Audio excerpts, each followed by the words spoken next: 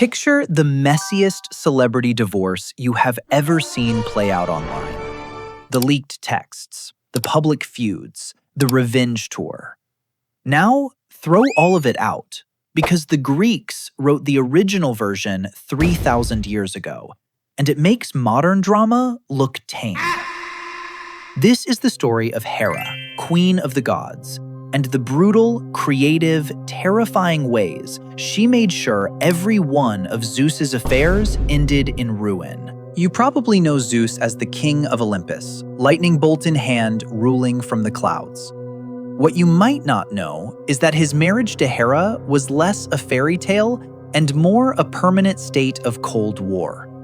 Zeus wandered constantly, and Hera noticed everything. She didn't get mad at Zeus, not really. Going after the king of the gods himself was a losing game. So instead, she went after everyone else. His lovers, his mistresses, sometimes even his children. It became something of a pattern, a myth, repeated with a new victim again and again. Take Io, a beautiful young priestess who caught Zeus's eye. When Hera came storming toward Olympus, sensing something was wrong, Zeus panicked and did what any guilty god would do. He turned Io into a cow. A literal cow. Hera, unimpressed, immediately asked for the cow as a gift.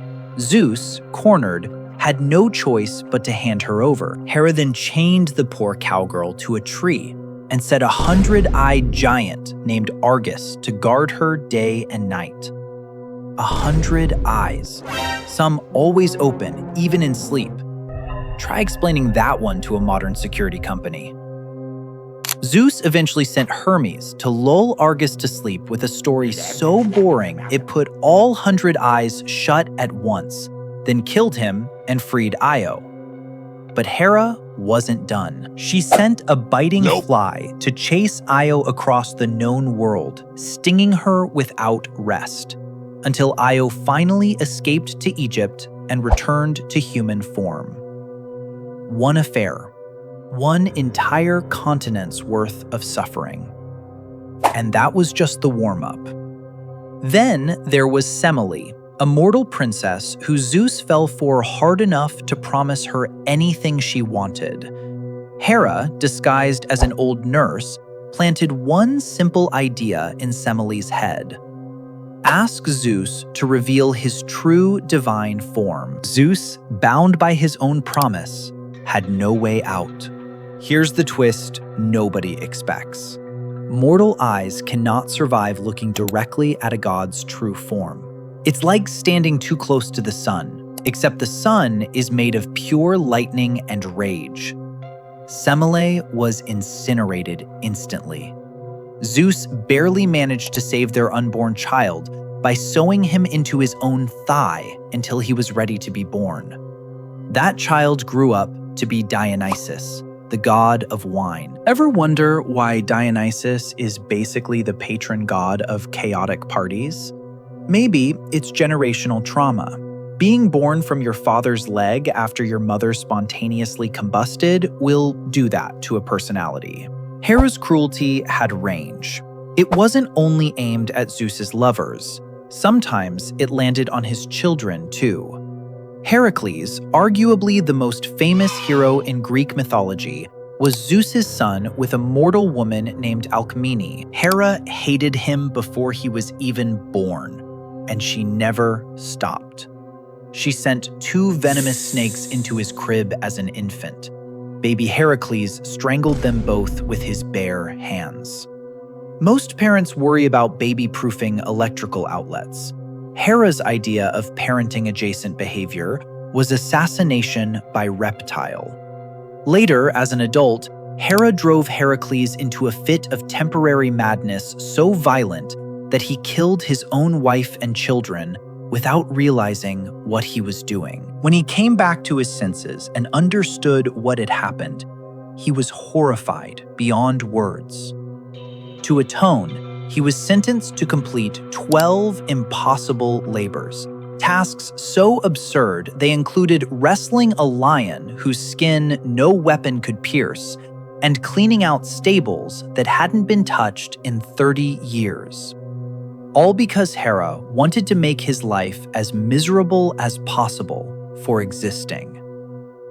Is it fair to punish a child for his father's mistakes? The Greeks weren't really asking that question. They were showing you what it looked like when a god's jealousy had no limits and no target too small. Then there's Lamia, a queen Zeus once loved, whose story turns almost gothic. After Hera discovered the affair, she murdered every single one of Lamia's children in front of her. Grief and rage transformed Lamia into a monster who, according to the myth, prowled the night hunting other people's children. The Greeks used her as a cautionary bedtime tale for centuries, a way to explain why children should behave and stay close to home after dark. And Callisto, a nymph and loyal follower of the goddess Artemis, was tricked by Zeus, who disguised himself as Artemis herself to get close to her. When Hera found out, she transformed Callisto into a bear, stripping away her human form entirely. Years later, Callisto's own son nearly killed her while out hunting, not recognizing his own mother beneath the fur. Zeus intervened at the last second, flinging them both into the sky as constellations, Ursa Major and Ursa Minor, forever fixed above the earth. A punishment turned permanent, written across the stars themselves. Here's the pattern worth noticing. Hera never once punished Zeus, not directly. Every ounce of her fury landed on someone with less power than she had, the mistress, the child, the innocent bystander caught in someone else's chaos. It's uncomfortable, but it's also strangely familiar, isn't it? How often does anger meant for one person land squarely on someone who never had a say in any of it? The ancient Greeks weren't writing these myths just to entertain. They were working through something real. Marriage, betrayal, jealousy, power that isn't equally shared between two people. Hera was a goddess of marriage and family, which makes her rage almost tragic. She was fighting to protect an institution that kept betraying her. And instead of confronting the one person actually responsible, she spent centuries of mythology punishing everyone standing nearby. So the next time a celebrity scandal blows up online and the internet piles onto every side character instead of the person who actually caused the mess, remember, the Greeks called this 3,000 years ago. Except back then, the fallout didn't end in a headline.